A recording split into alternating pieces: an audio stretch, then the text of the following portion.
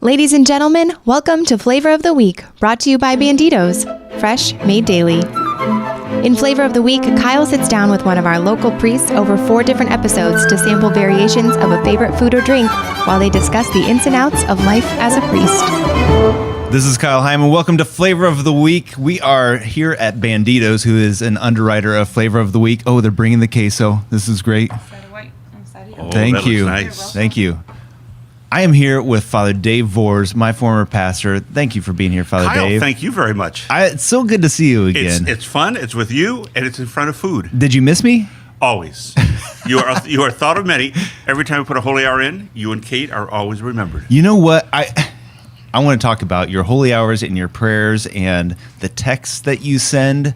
This is all going to come up in a future episode of Flavor of the Week. Oh, more chips. This is amazing. Thank you. Thank you. For your flavor, so the kind of theme of this is to pick a flavor and run with it over 4 episodes. So every Monday we'll try something different. We're going to do 4 different flavors of their, I think they called it crispy. Crispy. Because you like pizza.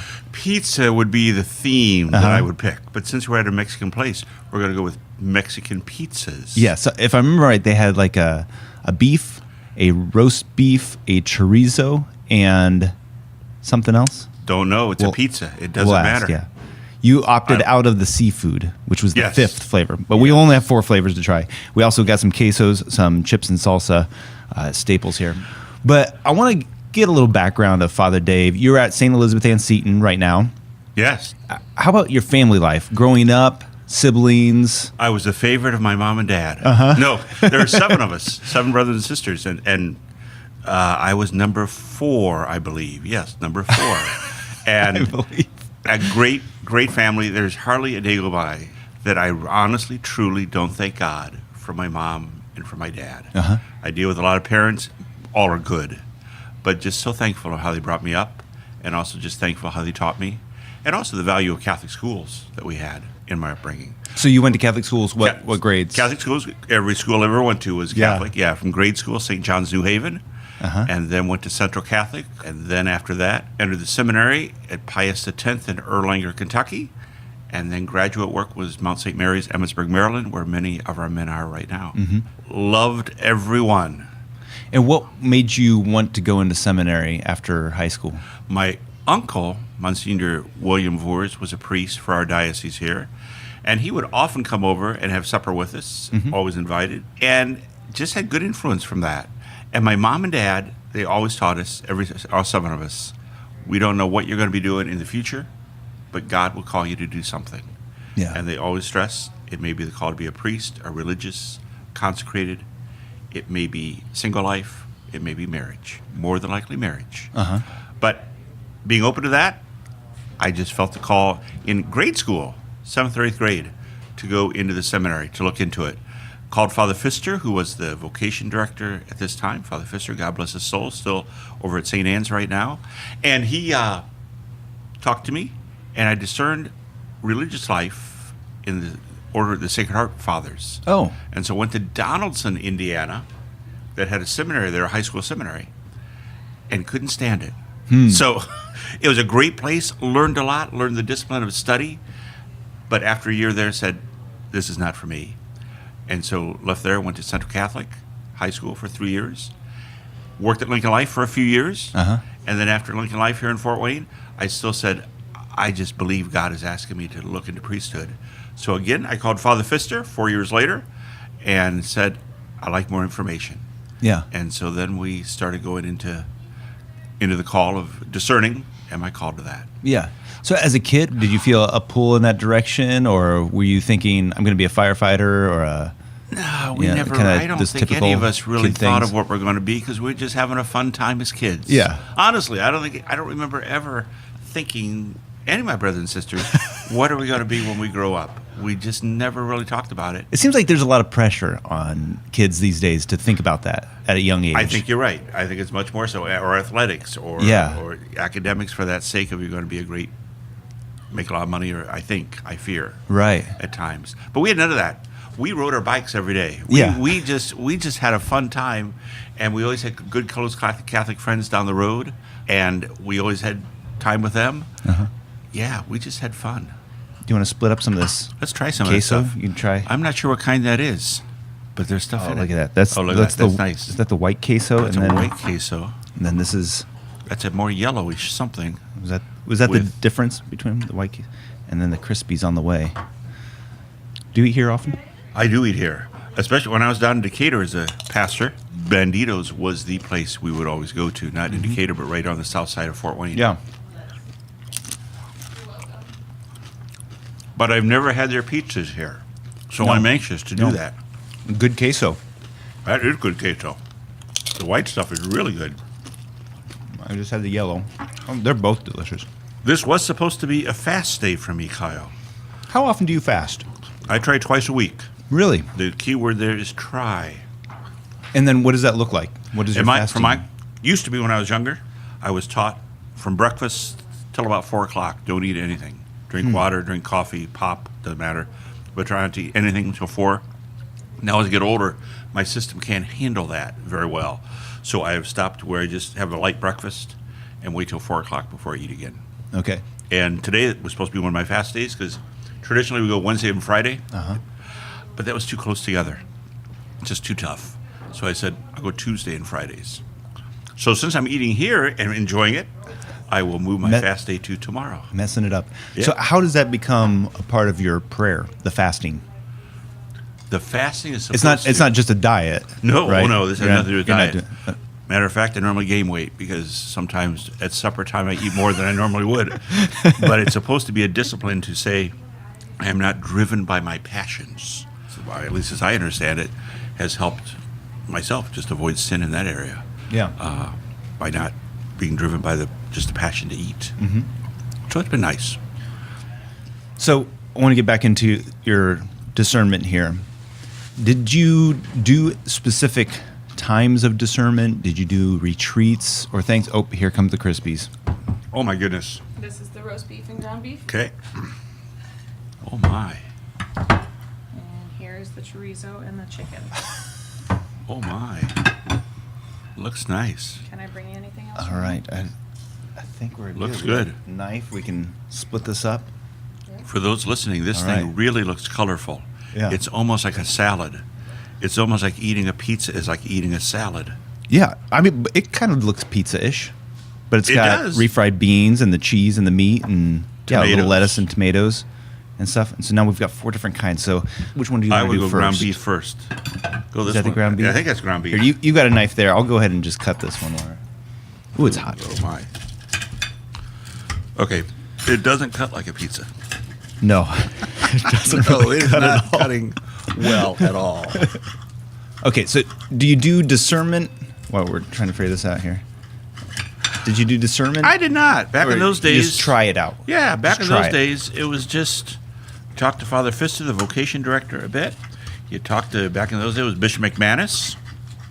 And you sort of went Do you think and discerned. Do you think something was missing, or do you think that was a great way to do it? Just to For go me, and try back in and those jump days, in. it was good because I think I was reasonably well-rounded by my family and just the Catholic school system and sisters who taught us, religious priests also, that did it.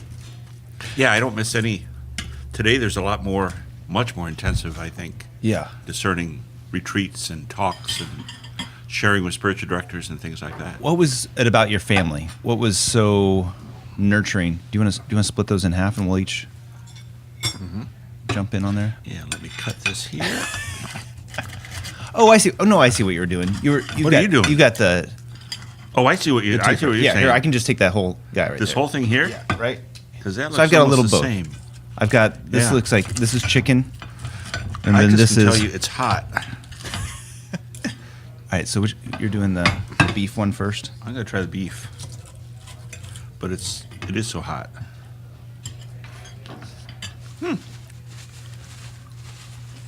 I like that. You know Very what? good. No, it's good. It's sweet. It is sweet. I wonder if this is the chorizo or the beef. I don't know. No. Okay. What is it about your family? What did you do? Kind of a prayer thing as a family, or was As a family, were your parents we really devoted and faithful? Yeah, my mom and dad and my grandma, who lived right next door to us, Always good. We never missed Mass on Sunday. It wasn't until college that I realized people miss Mass. That's how protected we were, which I'm very thankful for. And the friends we hang around with, my mom and dad's friends from high school, for the most part, were all involved with Chorizo or the family something movement. But yeah, they were devotions during Advent. We had the Advent wreath. We prayed the rosary every Sunday night. During Advent, Lent, we did the same thing of a rosary during the week. It wasn't forceful, but it was natural. It really was natural. We learned about the Blessed Mother. My mom would always say, never write me a birthday card that says the best mom in the world, because the Blessed Mother is the best mom in the world. And I still, to this day, she's 95. She's over at St. Anne's. I'll write her a Mother's Day card that will say, to the world's second best mommy. Yeah. And it's a reflection upon what she taught me. Yeah. That's all good stuff.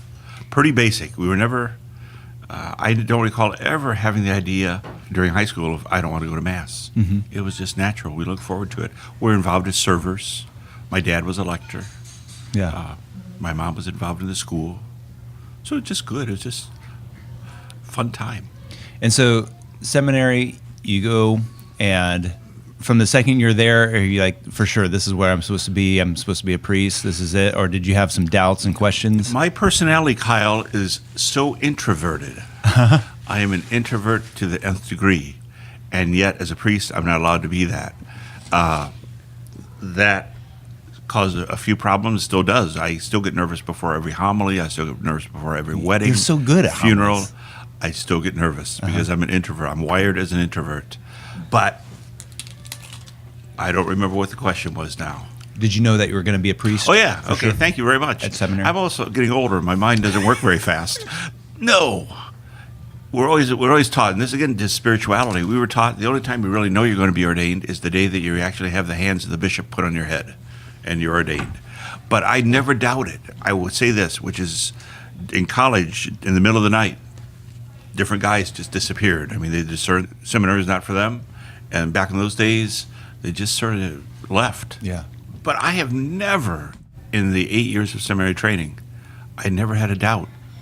That doesn't make me a good priest. It just means I just never doubted it. I was just felt there was a peace about it. Yeah. Which I just believe was from God. I enjoyed, like, working at Lincoln Life. I enjoy working. Yeah. That discipline has really helped me as a priest, just to try to put a good day of work in and things. The way you describe that is how I would describe my marriage, that I never had any doubt. And I remember when we were doing marriage prep and at the rehearsal night and everything like that, you would always say, correct me, because you probably say this to everybody, but if you're not mature enough to stop the wedding a week before, the day before, an hour before, a minute before the ceremony, when everybody's lined up, if you're not mature enough to say, go home, this isn't something God's calling me to, then you're not mature enough to get married. Yep. Yeah, that's very true.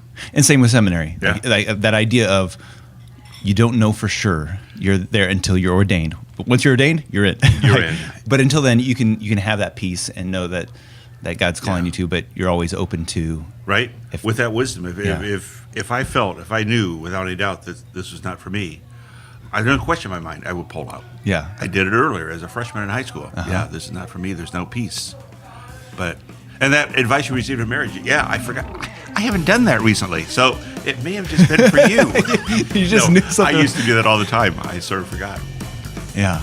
All right. Well, I have many more questions. I want to talk about angels. Mm-hmm. You have a special dedication, your prayer life and holy hours, and the fact that you've had a lot of different seminarians shadow you or work with you, and I kind of want to talk about that relationship too. Yeah. And we will try 3 more flavors of crispy here at Banditos. That is tremendous, Kyle. So thank you to My tummy Banditos is happy. for underwriting our Flavor of the Week. We're here with Father Dave Voors. We're going to hear more from him next Monday for Flavor of the Week, brought to you by Banditos. Try one of their 5 locations, and Banditos made fresh daily. It's good.